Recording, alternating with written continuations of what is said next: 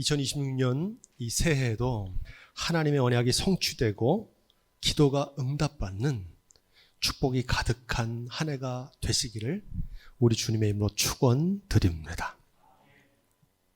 오늘 읽은 이 달란트 비유는 천국에 관한 비유입니다. 예수님께서 비유로 말씀하신 이유는 천국은 눈으로 볼 수도 없고 말로 다 설명할 수 없기 때문입니다. 또 천국에는 여러 가지 의미가 함축되어 있기 때문입니다. 천국은 크게 세 가지 의미가 있다고 배웠죠. 첫째는 가는 천국이에요.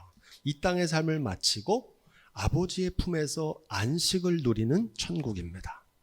두 번째 천국의 의미가 있습니다. 경험하는 천국이에요. 다른 말로 맛보는 천국이라 그래요. 우리의 삶 가운데 하나님의 말씀이 이루어질 때 가정과 교회와 삶에서 주님의 다스리는 삶이 이루어질 때 그것이 천국인 줄로 믿습니다. 세 번째 천국의 의미가 있어요. 임하는 천국, 오는 천국입니다. 장차 주님께서 다시 오셔서 세상을 심판하시는 그날에 완성되는 천국입니다. 2026년 한 해 천국을 바라보며 천국을 이루며 천국을 준비하는 삶이 되시기를 주님의 이름으로 축복드립니다. 우리 그런 의미에서 오늘 말씀 14절로 15절을 다시 한번 그 뜻을 생각하며 봉독하겠습니다. 이 말씀에는 주어가 생략되어 있습니다. 주어가 뭐냐? 천국은 마치라고 하는 단어가 그 앞에 있는 겁니다. 천국은 마치 또 어떤 사람이 타국에 갈 때 그 종들을 불러서 자기 소유를 맡긴 것과 같다 하는 말씀으로 읽어야 됩니다. 지난 송년주일에 은 한 문화의 가치를 배웠어요. 약 1,000만 원 정도 된다 그랬죠.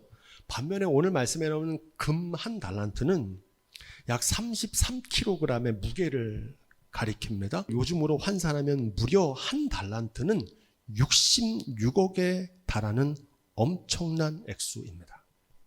5달란트는 얼마겠습니까? 330억. 2달란트는 얼마예요? 132억입니다.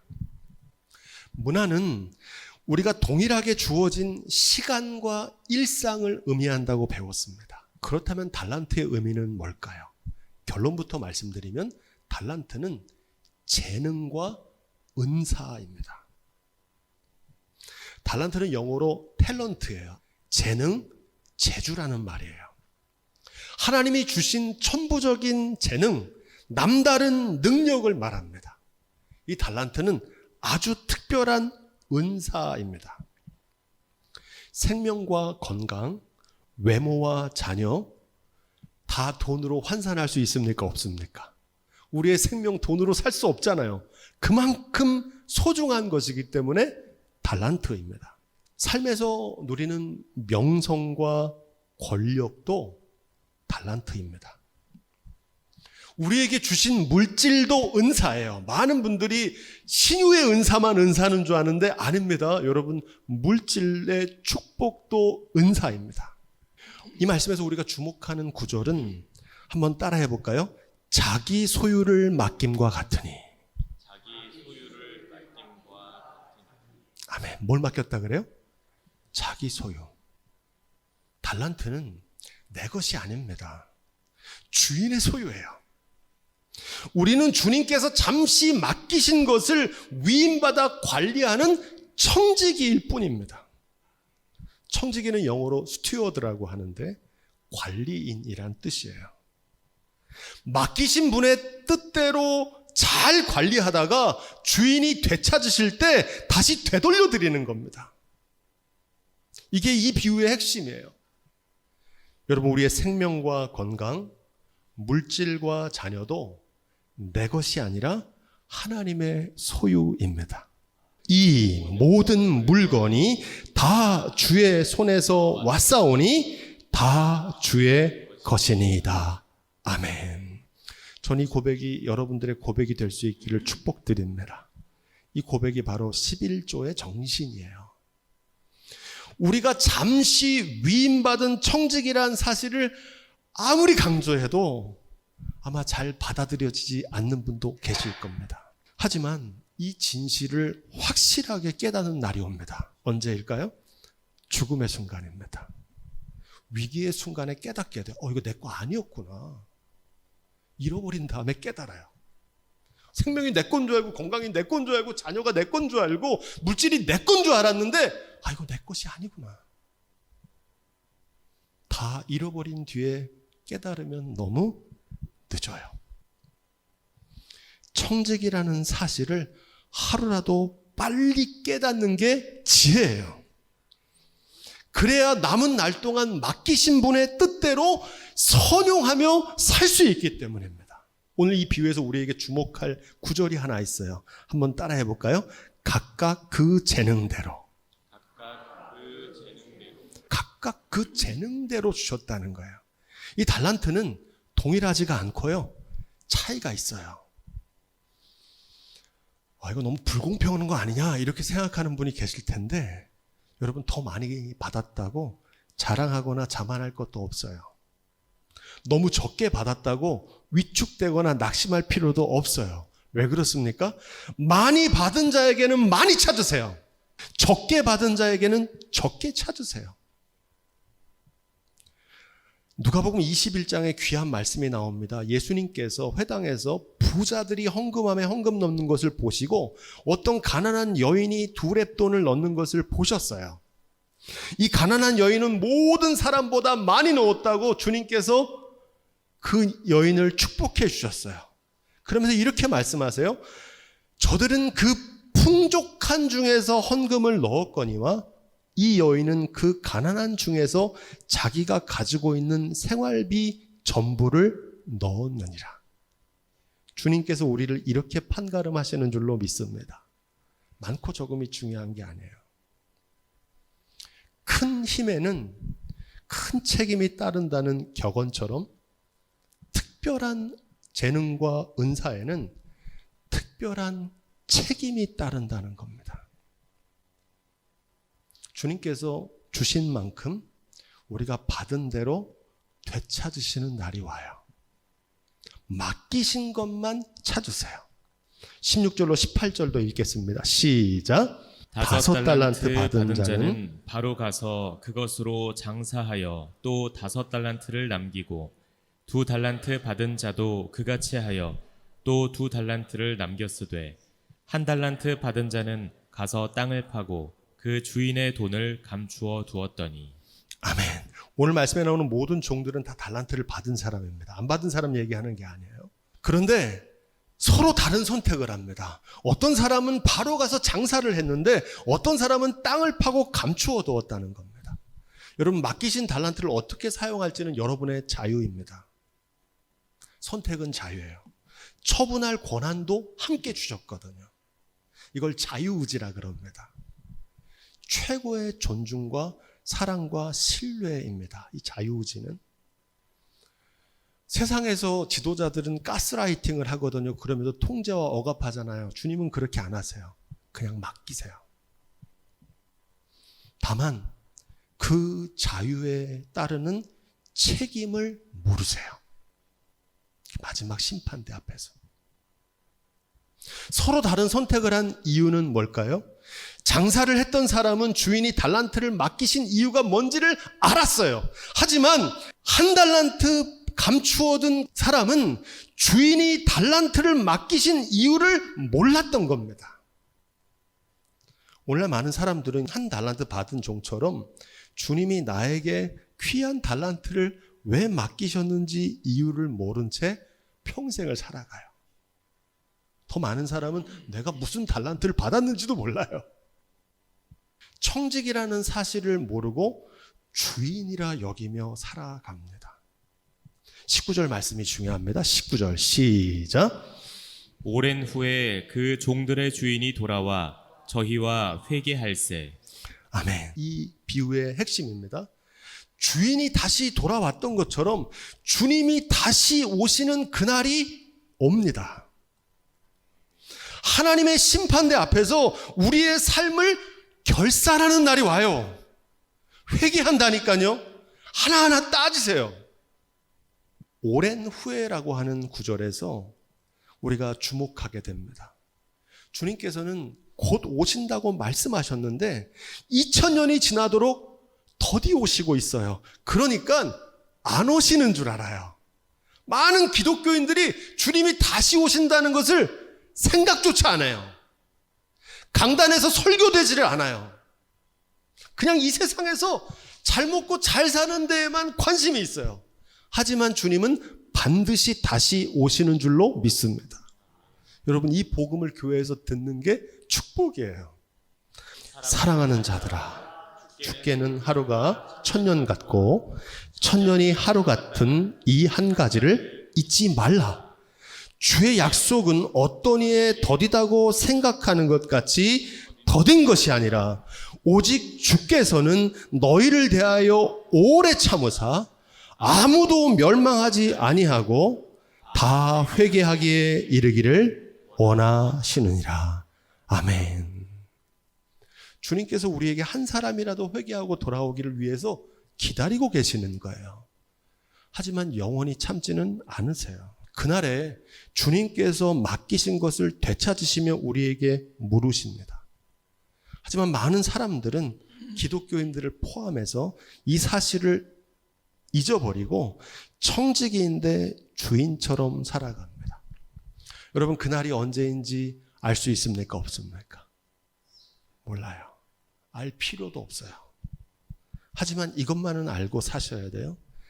그날이 누구도 예외 없이 반드시 찾아온다는 겁니다.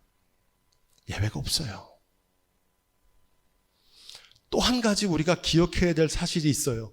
그날이 날마다 점점 가까워진다는 것은 알고 살아야 돼요. 얼마나 빨리 가까워진다고 배웠습니까? 지구의 공전속도 지난주일에 말씀드렸죠. 초속 30km 메타퍼세크. 총알이 1km 메타퍼세크잖아요. 총알보다 30배 빠르게 가까워지고 있어요.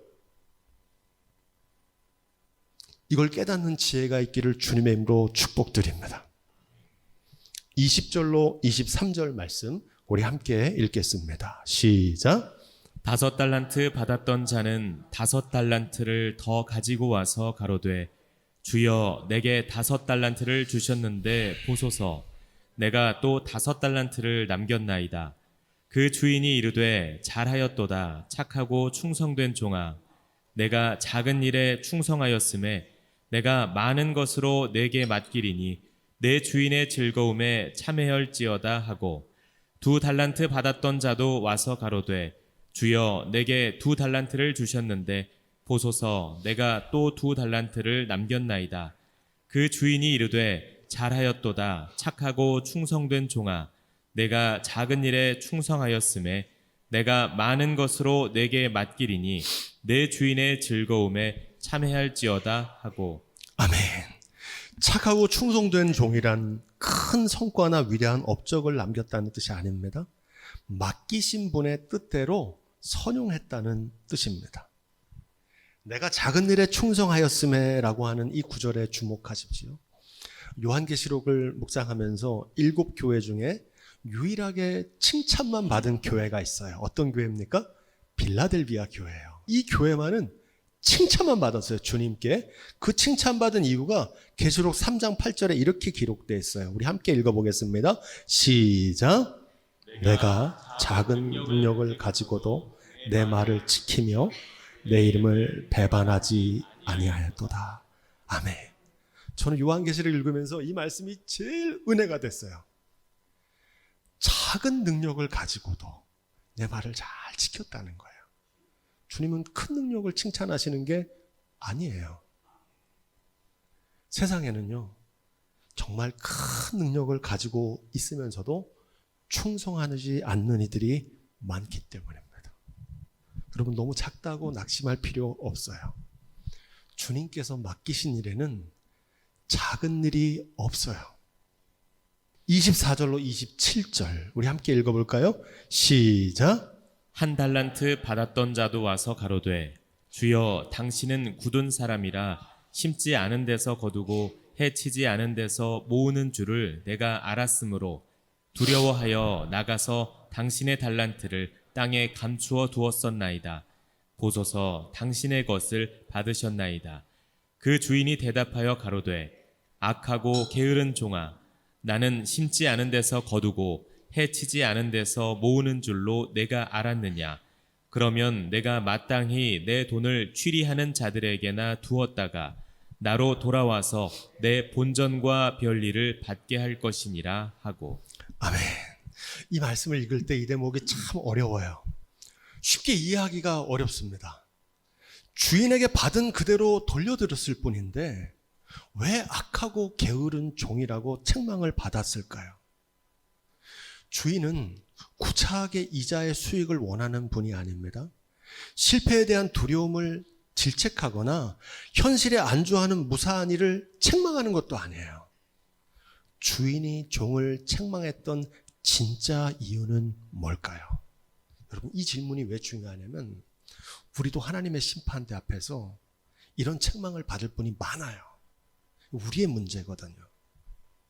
한마디로 말하면 이 종은 주인의 뜻을 잘 아는 것처럼 말하고 있지만 사실은 주인의 뜻을 몰랐어요. 달란트를 맡기신 이유를 모르는 거예요. 맡기신 분의 뜻대로 잘 선용하는 것이 청지기의 본분인데 그 본분을 망각한 거예요. 달란트를 맡기신 목적은 잘 유지하고 보존하는 게 아니라 잘 활용하고 널리 선용하는 것이었어요. 이게 주인의 뜻이었거든요. 재능과 은사를 우리에게 주신 건 잘 간직하라고, 그거 자랑하라고 주신 게 아니에요. 최대한 발휘하라고 주신 거예요. 노블리스 오블리주라고 하는 단어가 있어요. 사회적으로 높은 지위와 권한에는 특별한 책임과 의무가 따른다는 말입니다. 예나 지금이나 특권은 다 누리면서 책무는 지키지 않는 지도자들이 문제잖아요. 축복을 받는 게 중요한 게 아니라는 겁니다. 축복을 받았으면 그 축복에 합당한 나눔의 삶을 살아야 된다는 거예요. 특별한 은사를 받았으면 그 은사를 선용하며 살아야 된다는 거예요. 특별한 재능을 받았으면 그 재능을 가지고 재능을 발휘하며 섬기는 삶을 살아야 된다는 거예요. 치유를 받았으면 치유에 합당한 영광의 삶을 살아야 되고요. 귀한 직분을 맡았으면 그 직분에 합당한 충성된 삶을 살아야 될 줄로 믿습니다. 그걸 안 하는 거예요. 28절로 30절 우리 함께 읽어보겠습니다. 이제 오늘 말씀의 끝자락에 왔네요. 시작. 그에게서 그 한 달란트를 빼앗아 10달란트 가진 자에게 주어라. 무릇 있는 자는 받아 풍족하게 되고 없는 자는 그 있는 것까지 빼앗기리라. 이 무익한 종을 바깥 어두운 데로 내어 쫓으라. 거기서 슬피 울며 이를 갈미 있으리라 하니라. 아멘. 이 말씀은 빈익빈 부익부로 오해하시면 안 됩니다. 더 많이 받은 사람은 더 많이 갖게 되고 적은 사람은 더 적게 갖게 된다는 그런 얘기가 아니에요. 무익한 종에 대한 준엄한 심판으로 읽어야 됩니다. 여러분, 무익한 종이란 무슨 뜻일까요? 재능과 물질, 건강과 장수, 치유와 축복, 기적과 은사, 권한과 직분을 주셨는데 아무짝에도 쓸모없는 삶을 살았다는 거예요. 무익하다는 겁니다. 주일학교에서 배운 찬송가 가사를 소개합니다. 사랑은 참으로 버리는 것이라는 찬송이에요. 이상하다, 동전 한 입 움켜잡으면 없어지고 쓰고 빌려주면 풍성해져 땅 위에 가득하네. 오, 사랑은 참으로 버리는 것, 더 가지지 않는 것. 재능과 은사를 사용하면 더 크고 강해지는 줄로 믿습니다. 사용하지 않으면 어떻게 될까요? 소멸해요. 은사가 소멸한다고요.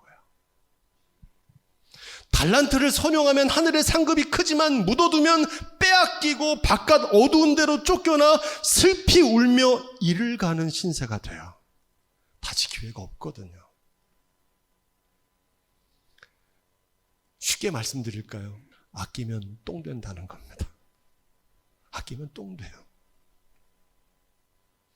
날마다 출애굽기에서 만나를 내어주시는데 그 만나를 쌓아두면 어떻게 됩니까? 벌레가 나고 썩어요. 그것처럼 하나님께서 쓰라고 주신 거를 쌓아두면 어떻게 될까요? 부패해요. 못 쓰게 됩니다. 여러분, 인생의 목적은 소유가 아니라 향유입니다. 이 땅에 뭘 남기려고 하지 마세요. 그 아무 소용 없는 일이에요. 뭘 남기고 가야겠다. 뭐 이름을 남기거나 뭐 업적을 남기거나 뭐 재산을 남기거나 그렇게 하지 마시고요. 잘 쓰고 가세요. 그건 여러분들의 선택입니다. 오늘 말씀은 이 한 구절로 정리하려고 합니다. 조지 피트필드의 말입니다. 조지 피트필드는 웨슬리와 함께 감리교 운동을 했던 설교자인데 우리 한번 읽어볼까요? 시작. 녹슬어 없어지기보다 닳아 없어지기를 원한다. 여러분, 이 고백이 우리의 고백이 되기를 주님의 축원드립니다. 이게 청지기의 자세예요. 이 청지기에 대한 말씀을 배웠지만 한번 생각해 보십시오. 청지기로 사는 것이 좋을까요? 아니면 주인으로 사는 것이 더 좋을까요? 내가 주님의 종으로 사는 것이 좋을까요? 아니면 내가 왕노릇하면서 한평생 사는 것이 좋을까요? 한번 생각해 보세요. 어떤 게 더 좋을까요? 선택은 자유인데요. 예전에는 리더십이 중요한 가치였는데 요즘은 스튜어드십을 중요한 가치로 여깁니다. 손바닥에 왕자를 새기고 왕노릇하던 대통령보다요, 스스로 국민의 심부름꾼이라고 여기는 그 대통령이 더 국민의 높은 지지를 받아요. 여러분, 청지기로 사는 게 더 유익이에요. 할렐루야. 그게 더 잘 사는 거예요. 청지기로 사는 삶의 유익이 있습니다. 여러분, 청지기로 살면 성공과 실패에 연연하지 않아요. 맡기신 분의 뜻대로 감당하면 맡기신 분께서 책임져 주세요. 청지기로 사는 사람은 작은 일에도 충성할 수 있어요.